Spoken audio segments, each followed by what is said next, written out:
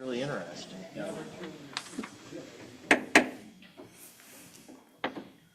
Worked. I'd like to call the June 17th, 2026 City Council meeting to order. If you're able, please rise and join me in the Pledge of Allegiance.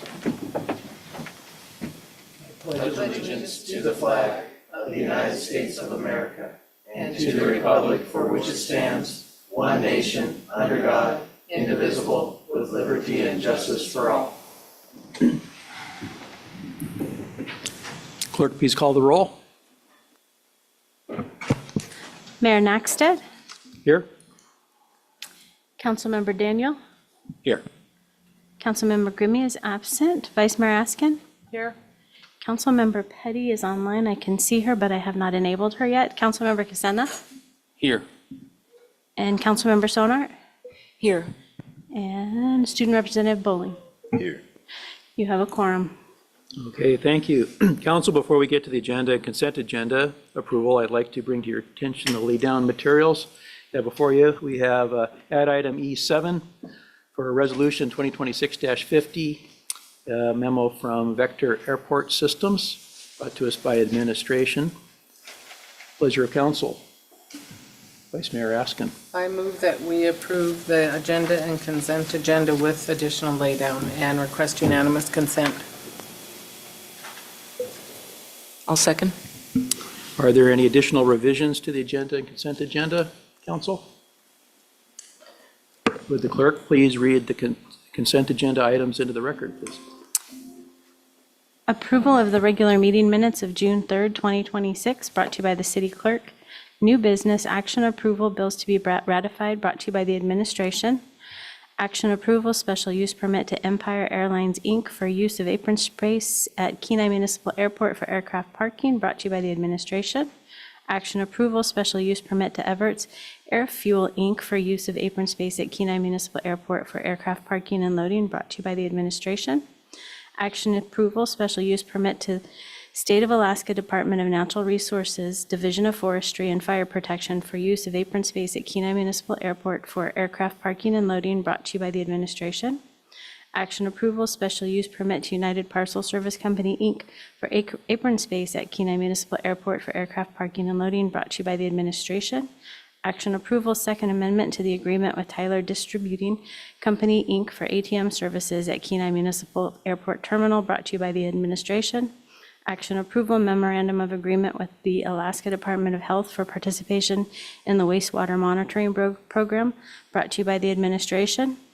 Introduction of ordinance number 3531-2026, increasing estimated revenues and appropriations in the Kenai Recreation Center Improvement Capital Project Fund and accepting a grant from the Energy Efficiency and Conservation Block Grant Program to replace lighting in the Kenai Recreation Center, brought to you by the administration. Public hearing scheduled for July 8th, 2026. And introduction of ordinance number 3532-2026, determining that the proposed subdivision of Denina Point Estate serves other city purposes, authorizing the city to share in subdivision costs, and increasing estimated revenues and appropriations in the general fund lands administration in the amount of $54,219, brought to you by the administration. Public hearing on July 8th, 2026, and that is your consent agenda. Thank you very much. Are there any public comments on any of the consent agenda items just read by the clerk? Anyone online? Okay. Unanimous consent was requested. Are there any objections? Hearing no objections, the agenda and consent agenda are approved. We have no administrative reports, so that brings us to scheduled public comments. We have two tonight. The first one we have is online here, is Clayton Weingartner, MPA, HAI-AR, Program Manager for the State of Alaska of Health Division and Public Health Section of Epidemiology. He's here to speak to us about Alaska wastewater monitoring for infectious disease, for the infectious disease program. Mr. Clayton, you're up. You've got 10 minutes, and we can give you a little more if you need it. Sounds good. You guys able to hear me okay? We can hear you. Awesome. Well, thank you very much for having me. I appreciate you guys' time this evening. As you mentioned, my name is Clayton Weingartner. I'm the HAI Program Manager for the State of Alaska Division of Public Health section of EPI. HAI is healthcare acquired infections. My primary role is working on programs that essentially prevent you from going into a hospital for a surgery and then ended up leaving with some type of worse ailment or disease. But I also oversee our wastewater monitoring program, and that is what I'm here to talk to you guys about today. Are you guys able to see my slides okay? Yes? Yes. Right. What is wastewater monitoring? Wastewater monitoring, it looks for essentially pathogens or germs in wastewater. It helps us understand what illnesses could be present in a community. Samples are collected from the wastewater treatment plant. We also can sample from other locations, but at the wastewater treatment plant, they're already sampling and for their routine wastewater discharge permit requirements. So it's real easy for us to kind of just take a slice of that wastewater. This testing provides information about the community as a whole, and it does not identify individuals. What is wastewater monitoring? So it is kind of what you think. Humans do shed lots of viral DNA, RNA, and genetic material into waste. It also comes via showers, sinks, brushing your teeth. It's collected at the sewage collection site where it kind of basically forms a composite sample representative of the entire community.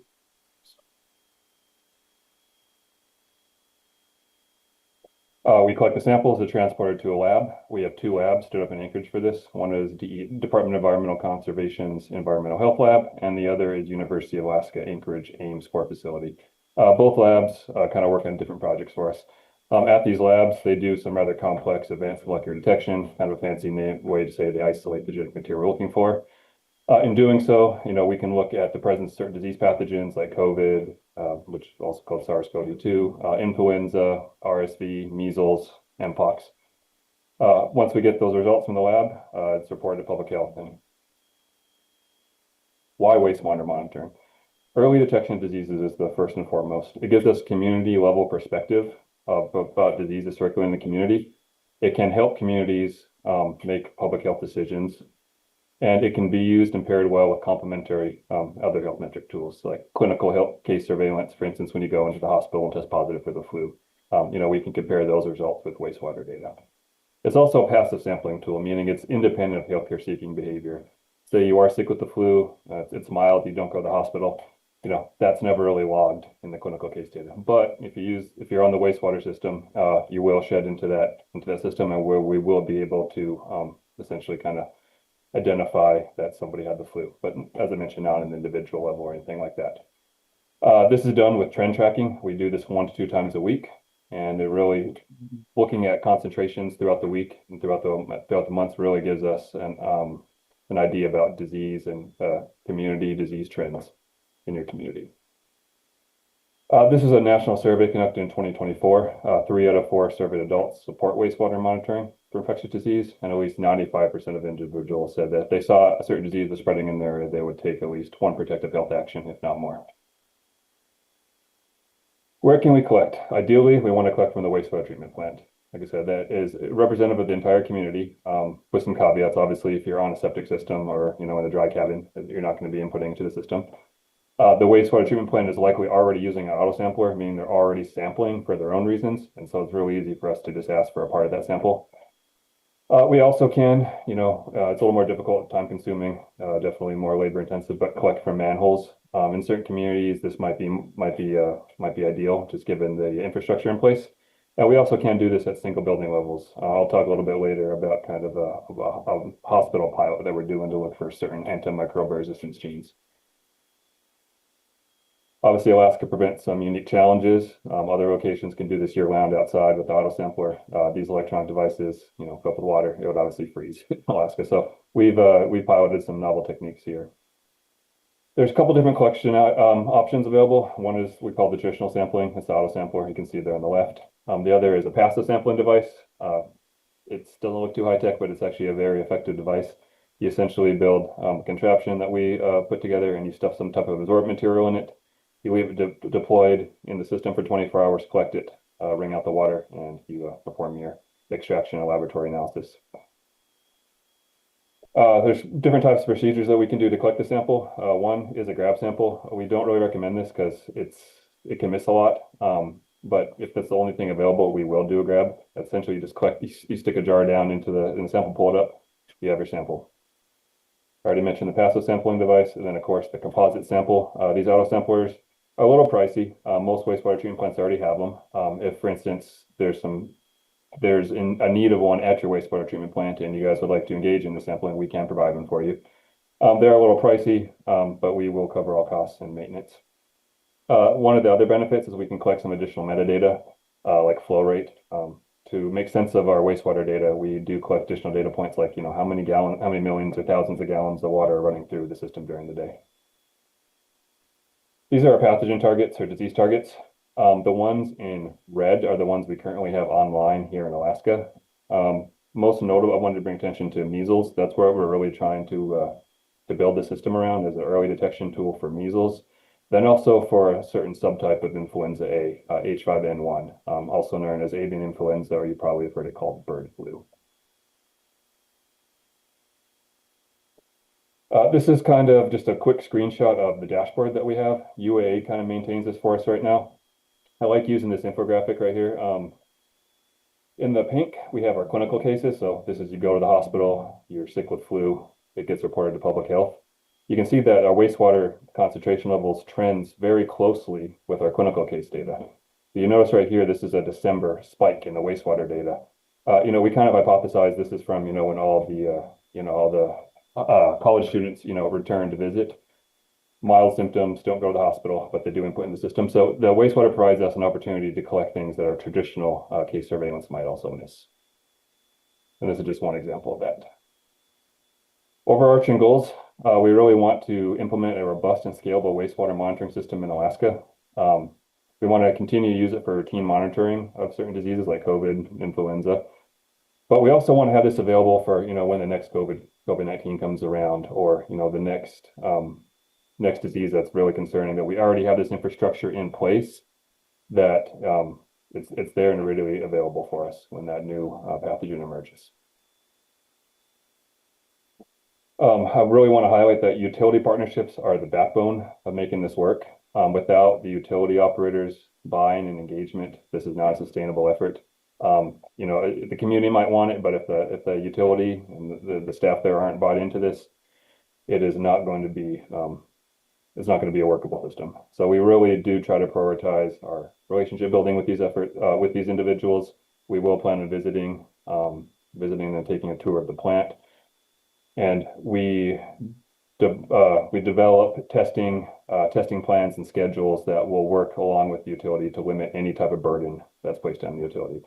And of course, we cover all costs. The only thing we can't do is reimburse for any time. For instance, if an operator needs to drop off the sample at FedEx and it takes 30 minutes from the job to a FedEx location, we don't really have any ability to kind of offset those costs. But everything else we pay for. On top of making sure that these relationships are well managed, these utility operators also provide us a lot of essential information that without it we can't really make sense of the data. There's all sorts of unique infrastructure in place that's unique to every community, and these individuals are the only ones that can help us kind of tease that all out.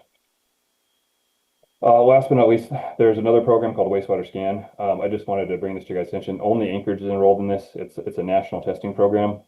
They're a super advanced lab. They have all sorts of different disease targets, well beyond what we have established here in Alaska. Obviously, it's not serving Kenai currently, but if you are interested in this data, I would definitely look at Anchorage, because what you're seeing in Anchorage is kind of a snapshot for kind of what we're seeing in Kenai and other locations as well. There's this hospital AMR pilot that we're also doing. Right now, we only have 2 facilities in Anchorage participating. This is not something that'd be publicly available, but as I mentioned, my main role is HI Healthcare Acquired Infections Program Manager.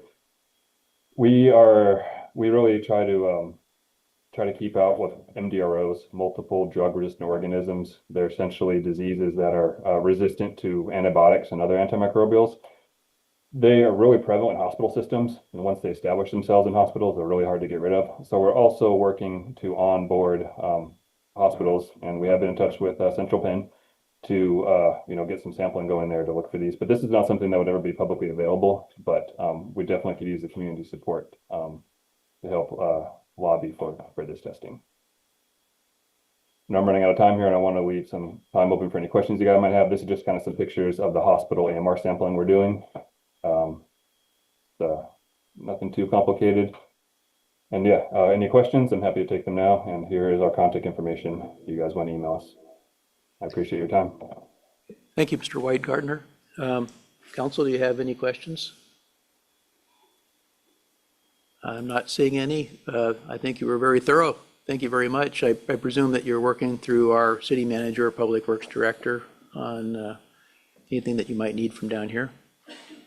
Yes, sir. We are working along with some public health nurse. That's Julie Bunch that's in the area, as well as several community members. If the community council approves this work, next steps will be for me to schedule a visit to come meet with the operators and kind of do an assessment of the facility. And then if you guys are game, we will start testing as soon as that happens. Very good. Thank you very much for your presentation. Thank you. Appreciate you guys' time. Okay, our second scheduled public comment, something I look forward to every year. In particular, we have the 2026 March for Meals event. Jerry Nasson is here, Vice President for the Kenai Senior Connections, Inc., and I see you brought some friends too. You can invite them up if you want, or however you want to do that, Jerry.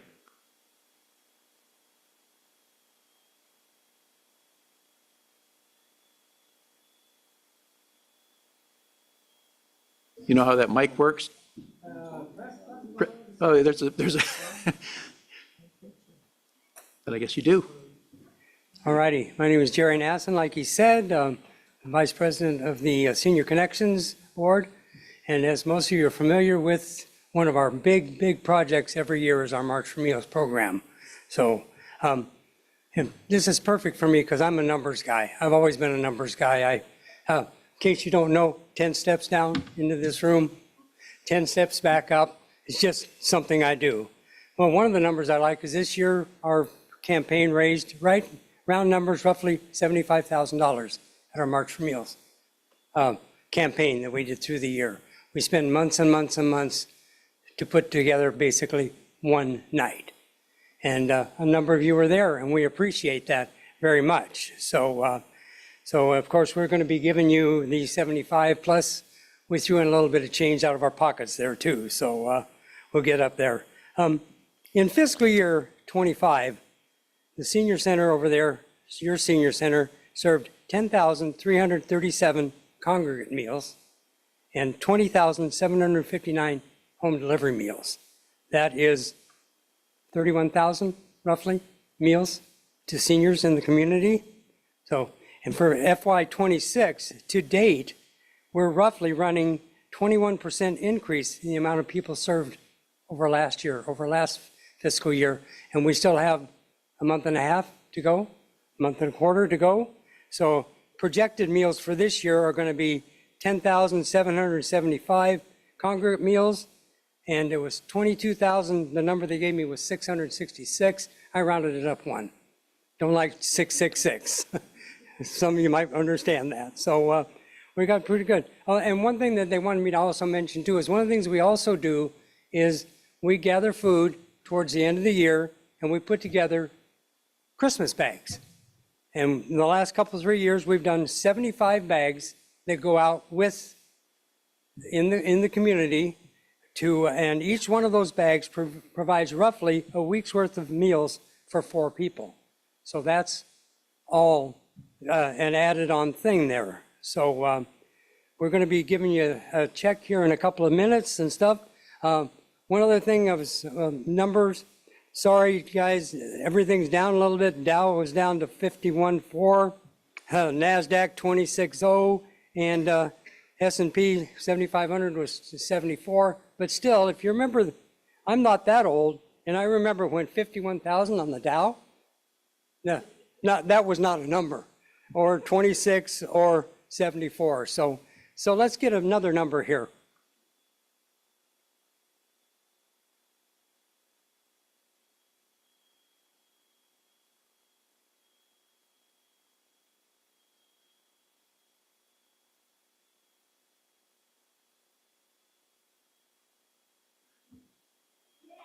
Yeah, yeah.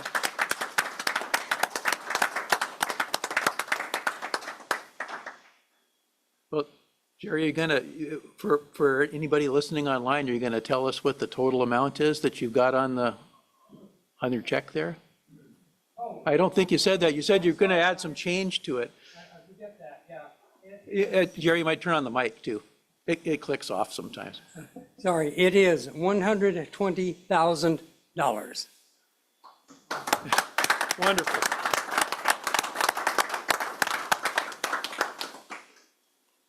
All righty. Well, Jerry, what I'd like to do now is get you and Kathy and I know the volunteers that are here that helped you. If we can get them up and perhaps council might want to come down and we'll get a picture together. I would love that.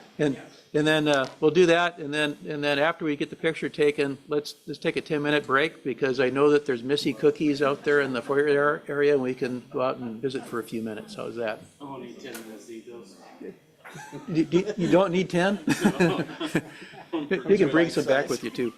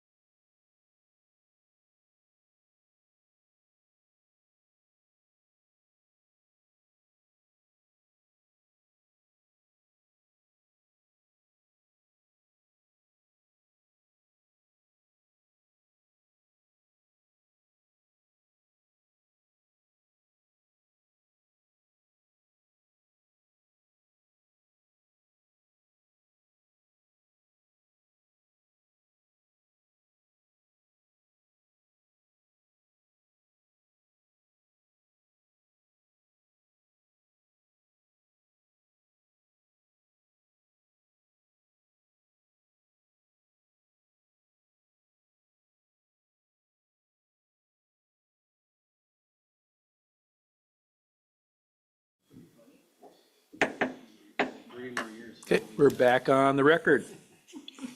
So that brings us down to unscheduled public comments. Are there any members from the public that would like to speak on any item not appearing on the agenda? Seeing no one. Brings us to our first public hearing. For us tonight is ordinance 3528, 2026, accepting and appropriating $42,867.04 to assist forfeiture sharing funds, in asset forfeiture sharing funds for the purchase of law enforcement equipment into the general fund, police department, brought to us by administration. Pleasure of council. Vice Mayor Askin. I move that we enact ordinance number 3528-2026. I'll second. Is there anybody from the general public that would like to speak to ordinance 3528, 2026? Seeing no one, bring it back to council discussion. I see we have our police chief here tonight. Mr. Eubank, is there anything that he might want to share with us on that? For you? I can kick us off, and if you want any more specifics, we can ask Chief. In general, the city of Kenai participates in a regional drug task force. This represents proceeds from an investigation that our department, our officer participated in, ended up in some convictions and some seizures of money. When we do participate with that, the feds, FBI decides they'd like to share some of those proceeds with us. This represents a portion of those proceeds, and we can use those funds for the purchase of police equipment. Chief, you want to add anything? Through the city manager. No, I don't have anything to add. That was all accurate, except it's the DEA rather than the FBI, but everything else he said was correct. Yep, thank you for that. Council questions, comments? Clerk, please call the roll. Councilmember Daniel? Yes. Vice Mayor Askin? Yes. Councilmember Petty?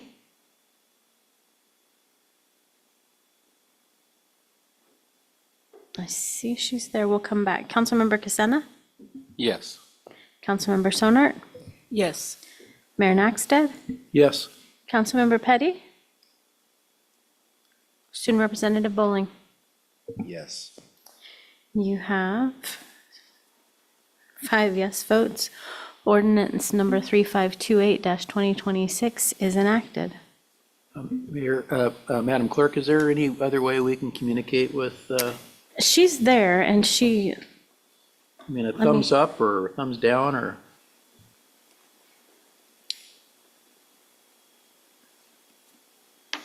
We can take a minute if you want.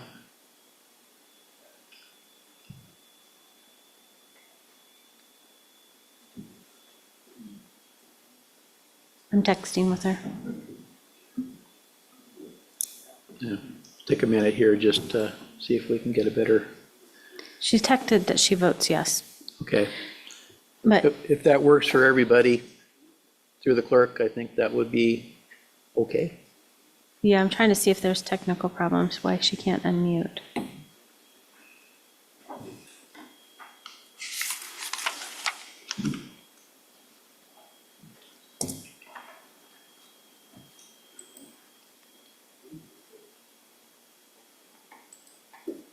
Okay, we'll try next round, but the Okay. texting will work.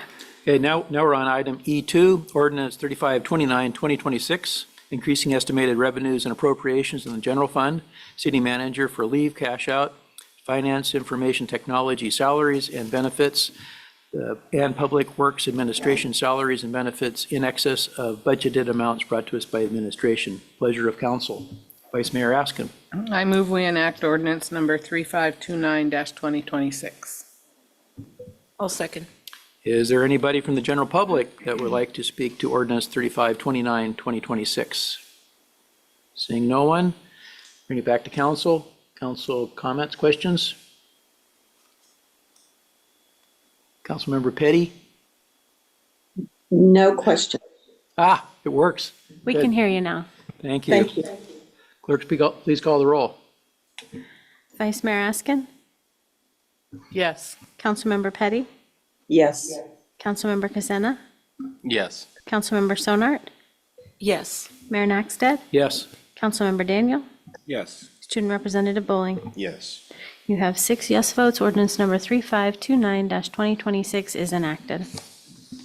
Next, we have item E3, ordinance number 3530, 2026, accepting and appropriating a grant award to the Kenai Senior Center from the Kenai Peninsula Foundation, Inc., and the Alaska Community Foundation, Inc., through the Elmer and Ruth Schwente Fund for the purchase of Meals on Wheels delivery bags, brought to us by administration. Pleasure of council. Vice Mayor Askin.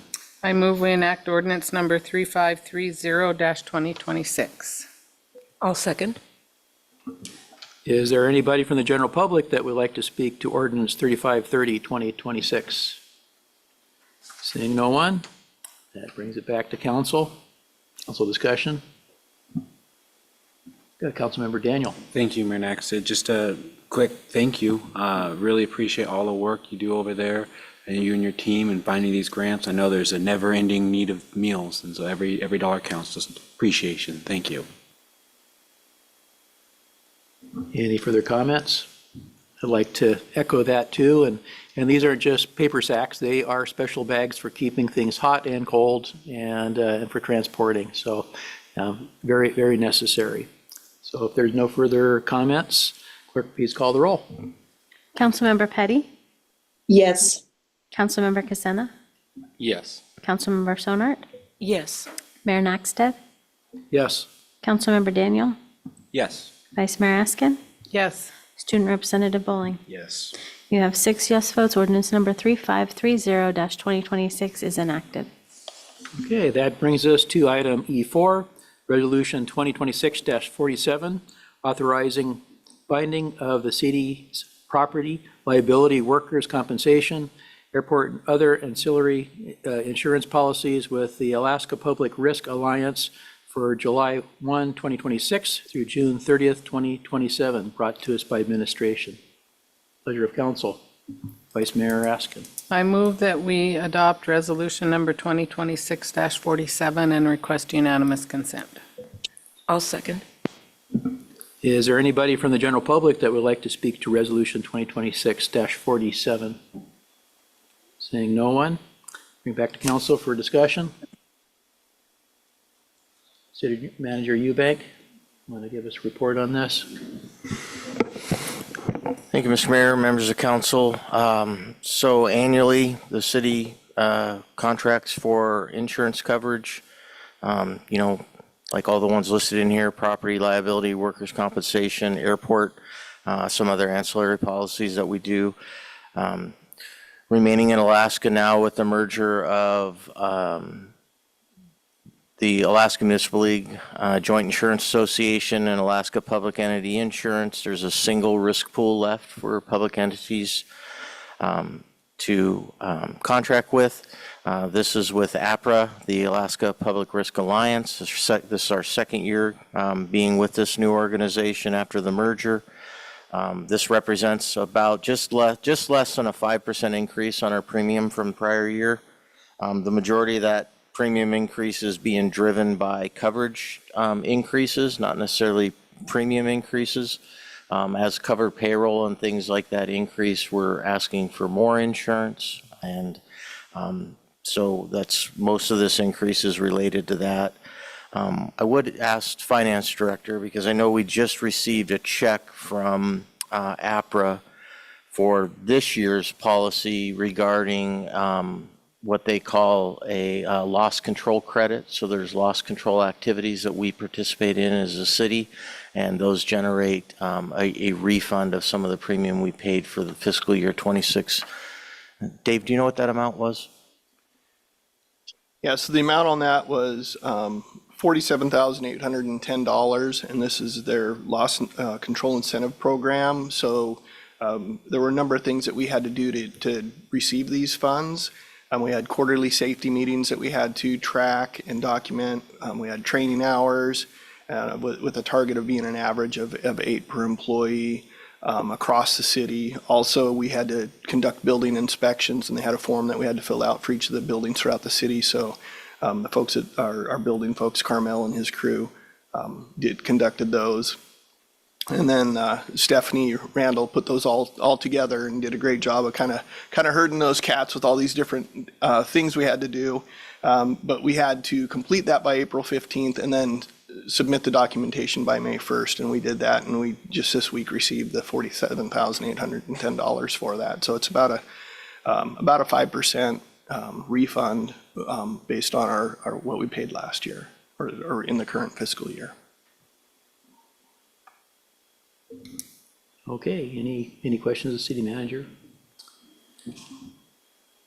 Just a comment, actually. I happen to have firsthand experience of how much work goes into getting that credit, and so I just want to thank everyone who is involved in doing that. I know how much work that probably took you to get that 5%, so thanks for doing that. It clearly pays off, so. Thank you for that. Unanimous consent was requested. Are there any objections? Seeing none, Resolution 2026-47 is adopted. Now we're on item E5, Resolution 2026-48, authorizing an agreement with the Boys and Girls Club of the Kenai Peninsula for the operation of the teen center located in the Kenai Recreation Center, brought to us by administration. Pleasure of council. Vice Mayor Raskin. I move that we adopt Resolution 2026-48 and request unanimous consent. I'll second. Thank you. Is there anybody from the general public that would like to speak to Resolution 2026-48? Seeing no one, bring it back to council. Council comments? Seeing none, unanimous consent was requested. Are there any objections? If there are no objections, Resolution 2026-48 is adopted. Next, we have item E6, Resolution 2026-49, amending the City of Kenai Land Management Plan to change the land management designation of Tract E Boat Ramp Subdivision from retain to mixed retain/dispose, brought to us by administration. Pleasure of council. Vice Mayor Askin. I move we adopt Resolution 2026-49 and request unanimous consent. I'll second. Is there anybody from the general public that would like to speak to Resolution 2026-49? Seeing no one, bring it back to council for discussion. City Manager Eubank, would you give us the rundown on this? Yeah, thank you, Mr. Mayor, members of council. When the city developed and council adopted the city's land management plan, which I have a copy of right here, part of that plan included a designation of proposed use for the property. Some properties city owns have been designated for retention, generally for, always for a public purpose, which is outlined in this plan. Some have been labeled for dispose. Dispose indicates a desire to either lease or sell, one or the other, a parcel.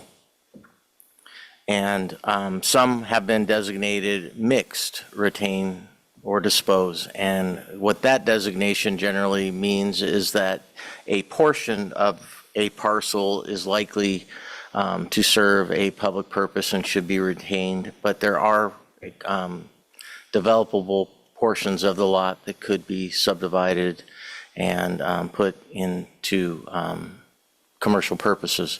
This is an example of one of those. At the time the current land management plan was adopted, this parcel was labeled as retain only. And since that point, I've had myself 2 conversations with potential developers. One was a developer looking to put a processing plant for processing of like sport caught fish and things like that on potentially this parcel. Most recently, we have had conversations with Singza about their potential interest in acquiring a portion of this parcel. when we look to the land management plan, again, it right now is labeled as retain.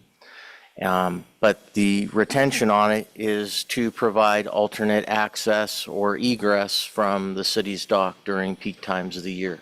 After review, talking with staff, we believe that a portion of this parcel absolutely needs to be retained for that continued purpose, but we also believe that there is a possibility of accommodating that retention, but also making a portion of this property available for commercial development. We certainly have no planned projects. We have no applications for projects.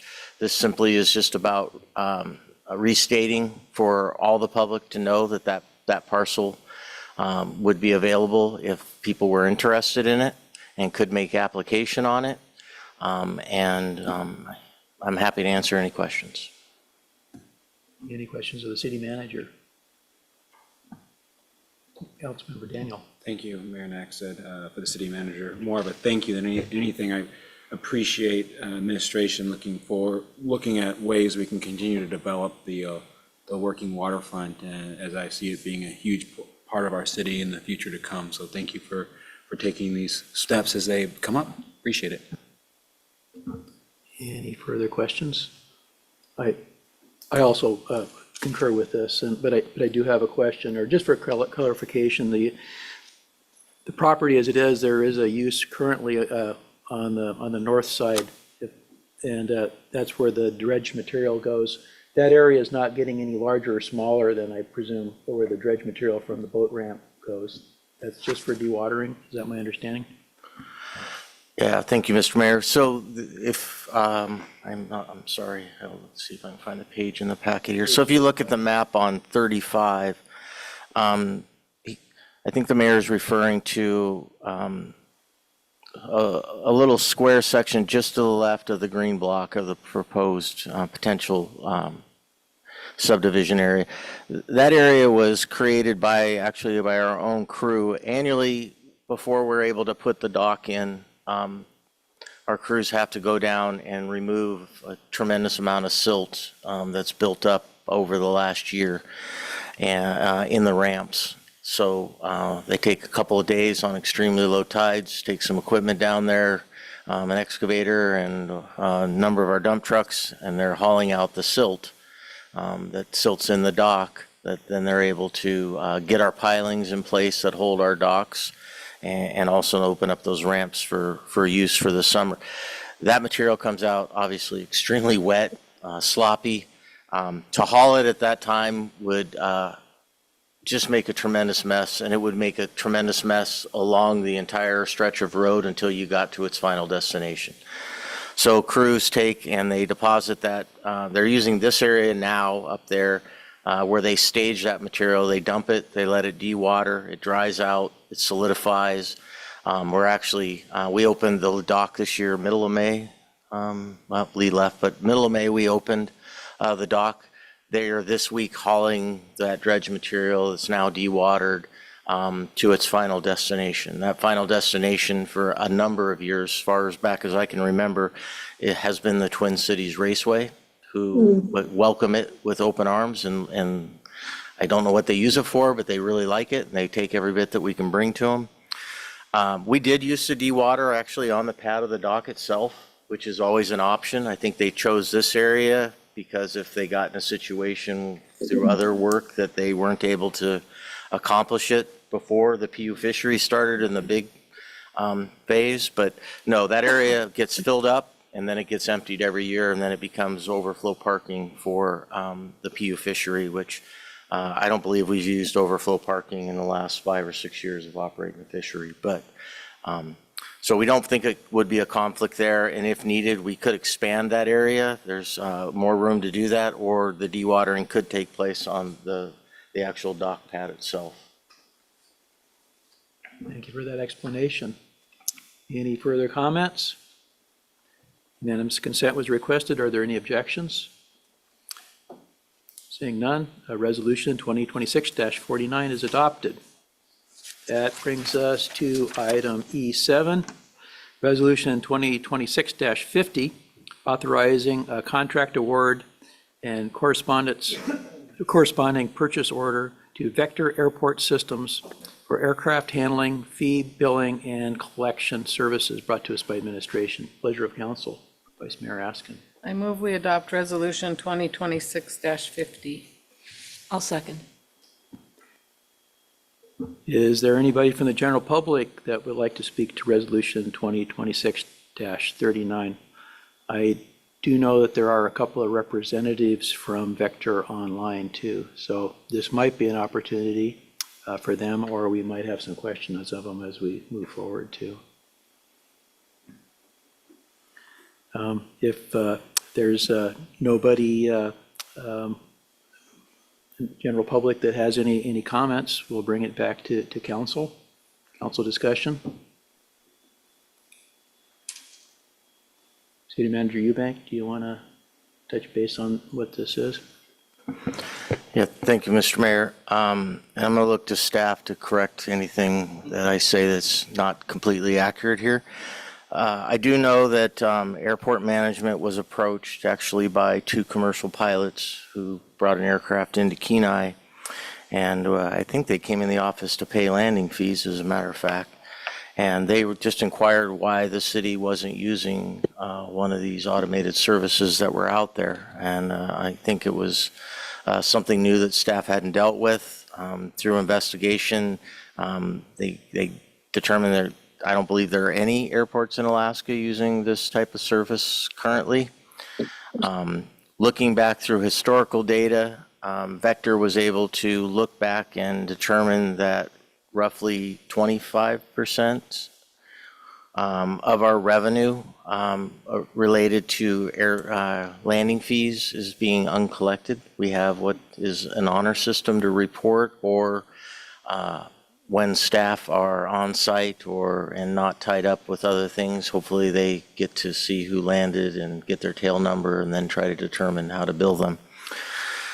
This service uses publicly available information out there to determine which aircraft are landing and would be subject to our fees. They then implement the billings and the collection of those fees, and retain a portion of the revenue collected as a fee for their service. So it's something new.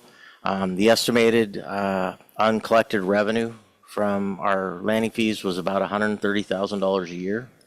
To talk about how much money we're really talking about.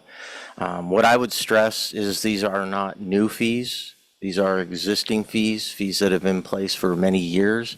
This is just a mechanism to make sure that all users are paying the fees, which I think should be one of our goals as well, and will result in a positive net gain to the airport as a result of this. And Mary, did you want to add anything?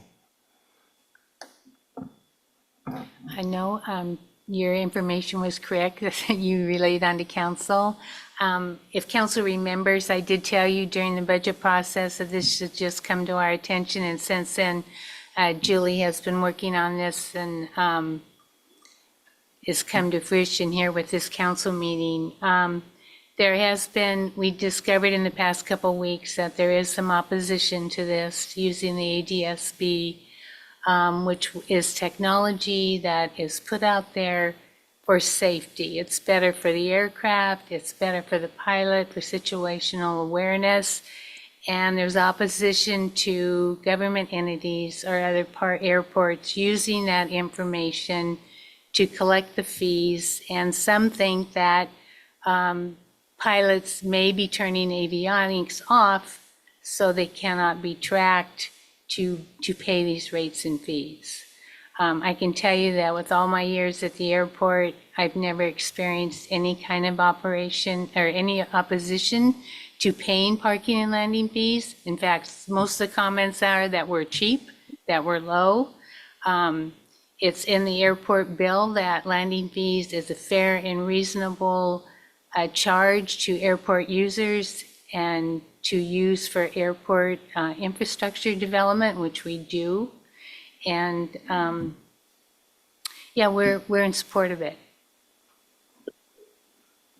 City Manager Eubank? Yeah, and the only last thing I would add for council's information is that our landing fees only apply to aircraft greater than 4,000 pounds gross takeoff weight, which eliminates virtually all general aviation aircraft out there. Most of them are much smaller than that and don't pay landing fees on the airfield. So most of the fees are paid by either larger aircraft or commercial operators on the airfield. Councilmember Daniel? Thank you, Mayor Naxta. Just a quick point of clarification. This looks like a great thing. I think something that would be helpful for staff and the users, but my question is, are our fees changing as a part of this, or are we maintaining the same fees? City Manager Eubank? Yeah, thank you, Councilmember Daniel, through the mayor. No, our fees have not changed. This simply just represents a new tool to be able to collect and enforce them. Vice Mayor Askin?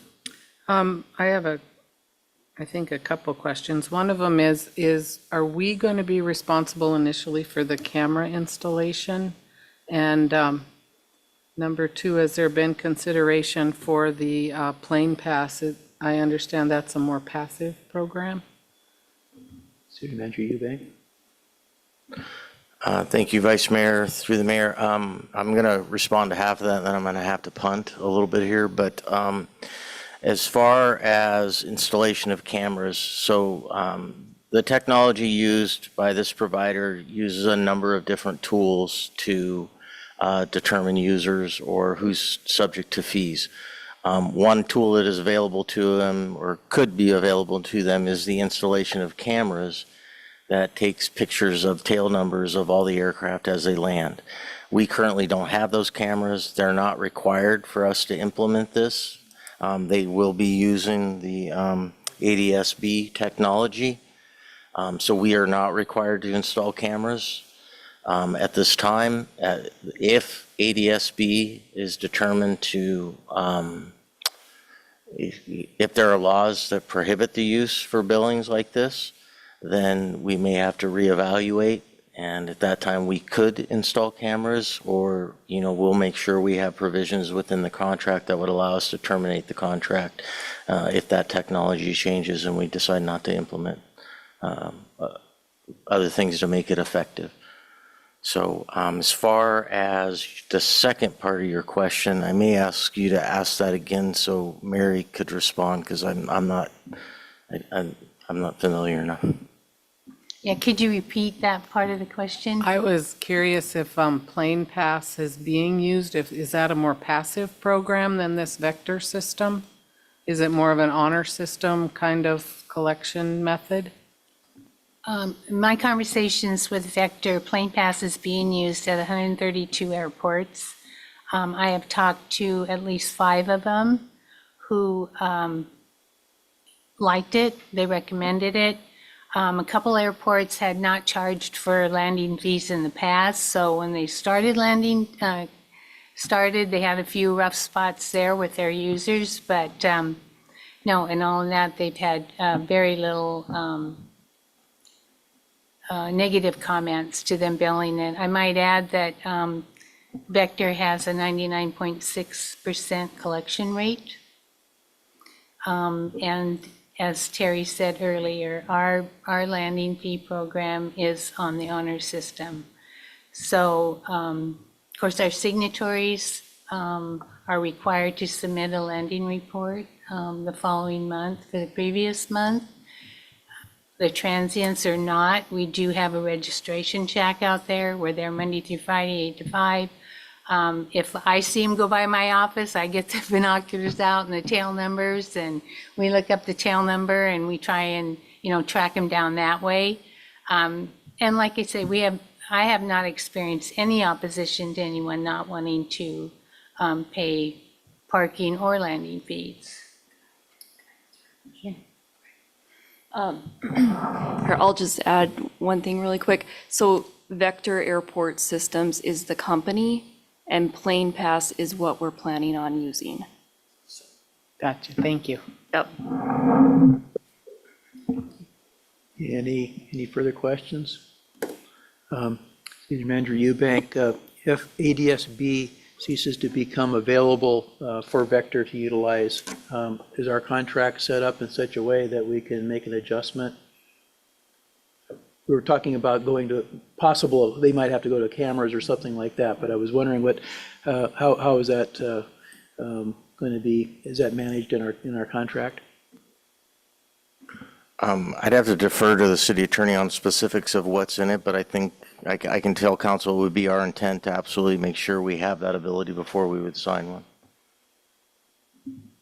Thank you, Mayor Nackstead, members of council. So we're still working on finalizing the contract with them, but we'll make sure that we have an out if it's going to require an expenditure on our part.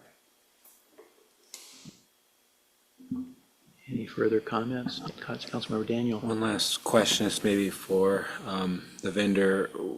If we move forward on this, what's the timeline for implementation? What does that look like? City Manager Eubank, I think that would be through you. Yeah, thank you, Mr. Mayor. I don't know, staff, Mary Julie, have they given an estimated timeline for implementation? Yeah, we have every intention to start July 1st.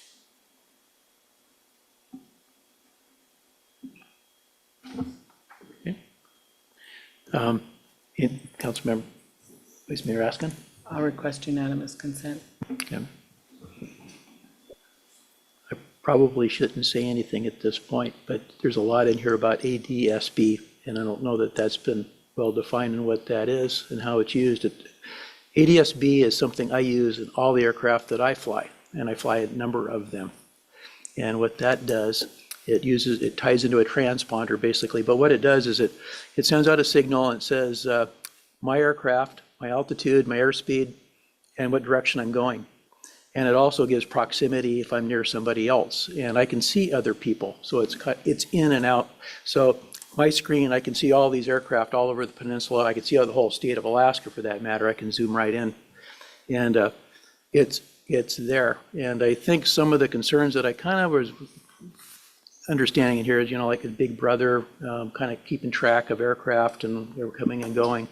But I can tell you with my cell phone that all I have to do is type in the tail number of the aircraft that I just last flew, and there's a record there of that flight, where it originated from and when, and where I was and when I landed. And then I could also look at all the other flights. It's just there. It's a safety thing, and it would be foolish to be turning those off, and I don't think any reasonable pilot does that, unless of course they're going into their favorite fishing hole or duck hunting spot or something like that, and then they might, so nobody knows. But as far as the airport environment, I don't see that happening here. So anyway, I just wanted to pass that on in case there was some question on what that is, and it's just readily available to anybody. Vice Mayor Askin. My understanding is, and correct me if I'm wrong, Mayor Nackstead, but the ADSB is for all aircraft from private up, is that correct? It can be. You don't have to have it to fly the aircraft. You may have to have it to fly into certain airspace. Okay, But thank you. it's kind of you don't even have to have a radio in a lot of places, but most do for obvious reasons. Okay, thank you. Any further comments, questions? Unanimous consent was requested. Are there any objections? Seeing none, Resolution 2026-50 is adopted. So that brings us down to item I, Commission reports. Council on Aging, Vice Mayor Askin. Thank you, Mayor Nackstead. We did not have a meeting in June. Our next meeting is July 9th. Next, we have Airport Commission, Councilmember Sonart. Thank you, Mayor Nackstead. The Airport Commission met last Thursday. They discussed and they recommended special use permit to Empire Airlines, a special use permit to the state of Alaska for DNR, Department of Forestry, and a second amendment to agreement for, hold on one second, I want to make sure I am on the right, yep, I'm on the right one, okay. I must not have saved my notes because I hand wrote a lot of notes last week, and when I open it up now, my notes are not there. And then they agreed to a second amendment to an agreement for an automatic teller machine, an ATM machine at the airport. Those all passed easily. During their closing remarks, several commissioners did express concern about the ADBS, did I say that right? ADBS. EDSB. ADSB, thank you. I knew it didn't sound right, ADSB, that we just discussed. And part of their concern was that maybe pilots would be not using it or et cetera. But that was just the concern that they expressed. And that was during closing remarks. So that was it. Okay, we have Parks and Rec Commission. Councilmember Grimmy is not here. Does anybody have a report for her? Okay, so that takes us to Planning and Zoning Commission. Councilmember Daniel. Thank you, Mayor. Thank you, Mayor. Excuse me. Thank you, Mayor Naxted.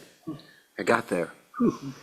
Planning and Zoning met on the 10th, and they had a couple things on their agenda. It wasn't too bad. They approved a plat for the Micah subdivision, and that was approved without objection. And also another plat that they approved for the Thompson Park Myers addition, that was PZ 2026-18, also approved. And then a conditional use permit was granted for a single-family dwelling at 1510 Tundra Rose, like Airbnb style for the summer. And that was also approved without objection. And that is my report. Thank you. Beautification Commission, Councilmember Petty. Thank you, Mayor Nexted. We did not meet this month, and our next scheduled meeting will be in May. Thank you. Thank you. That brings us to the report of the mayor. I have a few things to mention. First off, I'd like to thank the Senior Connections for the $120,000 check tonight. I think that's just wonderful. I think the amount keeps going up and up. It just kind of shows the dedication of that group and also of our community that is donating the money into that and bringing that forward for our seniors. And we do have a lot of seniors in our area. And since I'm talking about the Senior Connections and the senior area there, one of my neighbors, Kathy, was walking down the street with a wheelbarrow, and it reminded me that the senior center is collecting rhubarb, and they're collecting rhubarb because they're going to make a bunch of rhubarb pies for the 4th of July festivities that we're going to be having here. So, Kathy, I'll make you part of the report. Where can we take rhubarb? Everybody's got rhubarb next to their house and what to do with it. Now there's a place you can take it, so that's what we can do with it. Absolutely. The senior center can always use it. As a matter of fact, we have enough for the July 4th pies and the August pies for the Old Timers Luncheon. But what we're also collecting is there's a lot of seniors who like rhubarb. They don't grow it themselves, and so we're putting it in bags and giving it to seniors now. So we can still use some. I've got some. I'll be bringing it by. Thank you for that, Kathy. I need some clarification. And a couple other things too. Flag Day was Sunday, and there was a flag on every pole, every light pole through town, every one of them. And then if you turned right and went down Main Street, Willow Street, one of those. But anyway, they alternated between American and state of Alaska flag, which is also okay. But anyway, it kind of shows our city's dedication to our country and our state, and I do appreciate seeing that. I'm a big flag guy. Also, I'm also a big Field of Flowers enjoyer too. And if you drive down the highway now, there was a growth of aspen, and they grow very fast between the highway and the Field of Flowers. They are not there anymore. They were all taken down by city crews. Took them a few days to do that. I think that's great. It's all opened up, and now the public can see it from the highway, and they'll probably go into that area there and take a look. I did not make the kite festival, so hopefully a council member here did, so I won't go into that. I just heard lots of wonderful things about it. And I do want to remind everybody too that there's a food drive, kind of a quasi competition between the city of Kenai and Soldotna to see who can get the most pounds of food, or dollars that equates to pounds of food. So we have till the end of the month. We won the last time. I guess that was a couple of years ago, and I don't see why we can't do that again. So that is the end of my report. So that brings us down to administration reports. City Manager Eubank. Thank you, Mr. Mayor, members of council. I'll start with update on staffing and recruitment. City's pleased to welcome Jason Redinger as a public safety dispatcher and Benjamin Castrellon, I'm not sure if I'm saying that one correctly, as a rec center attendant. The recruitment for the airport manager position closed. We're interviewing this week. We've completed 5 of 6 interviews. So working through that process. I regret to say we did receive the resignation of Jennifer Anderson, the city's controller. She's been controller here since 2024. She's going to be leaving the city, so we've started recruitment for her replacement. And we also have a number of other recruitments going on, including a police officer and a utility operator. So anybody looking for a great job and a great place to work, I'd recommend you check out the city's website and find the link to our recruitment site. On the Alaska LNG front, there's been a lot of activity in Juneau with the House passing their version of a bill. The Senate's now working on it in this special session to deal with the taxes for the proposed project. There was an event held here yesterday where just to talk about the project and promote it again. So, the wheels keep spinning on Alaska LNG, and we keep monitoring and trying to keep pace. Staff also met with our counterparts or our friends out at CAPED to talk about their pipeline-to-pipeline initiative. This is an initiative that would expand AvTech to the western side of the peninsula here. They'd have a new instructional service center here in Kenai, and we're talking with CAPED about partnering on an EDA grant to do some facility improvements, to use some city facilities to help make that happen. You likely are going to see some legislation later this year be brought before council with some joint agreements, but we're continuing to work through that. Working with planning, staff are beginning the process of doing a land management plan update. I think you saw some of the result of some of that work here this evening, but there's many other examples of that. That plan, I think, was developed maybe about 5 years ago now. A number of lots have been leased or sold. It needs to be updated, and we're going to start that process to get that plan updated. It's a great tool for people that are looking to acquire or utilize city land, and we want to make sure it stays in a working condition. DipNet is weeks away now, and staff are starting preparations. You've seen another number of resolutions and things about services we need to purchase for that, but we are getting ready. And this one's out there in the future a little bit, but they have set the date for Industry Day. It's scheduled for Saturday, August 22nd, from noon to 4. It'll be over on the park strip here as normal. So with that, I'm happy to answer any questions. Any questions of the city manager? And we have the city attorney, Mr. Bloom. Thank you, Mayor Nackstead, members of council. I don't have anything to report, but I am happy to answer any questions. City clerk, Skinner. Thank you, Mayor Nackstead. In your packet tonight was the annual marijuana license report of all of the open licenses through the last year. Although they didn't change, we did have 2 come through council when ownerships changed, and we have a new one that's in the review process at this point that will be coming to council here in the next few meetings.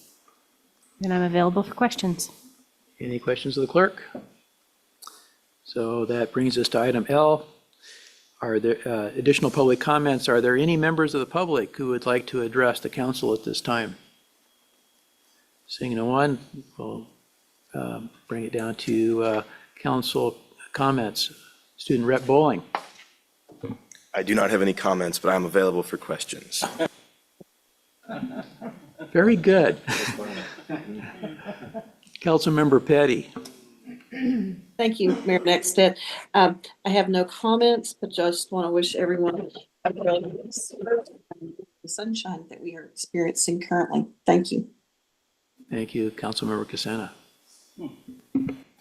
Yeah, thank you. I did get to attend the Kite Festival. It was awesome. There was a ton of kites. I mean, like the huge kites that you see, and I don't know that I'd ever seen them that close. They're pretty impressive from a distance. They're really impressive up close. The Parks and Rec crew was there. There was a bubble machine. There was seemed like every kid in Kenai was there with a free kite from Walmart. So it was a cool deal, and perfect weather for it, I think.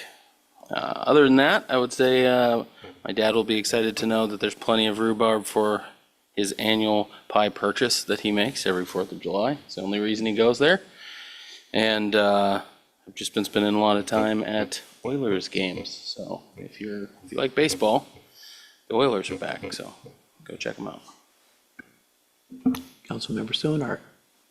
Thank you, Mayor Nexstead. I just want to reiterate all the thank yous to the Kenai Senior Connection for their work and their effort to make the March on Wheels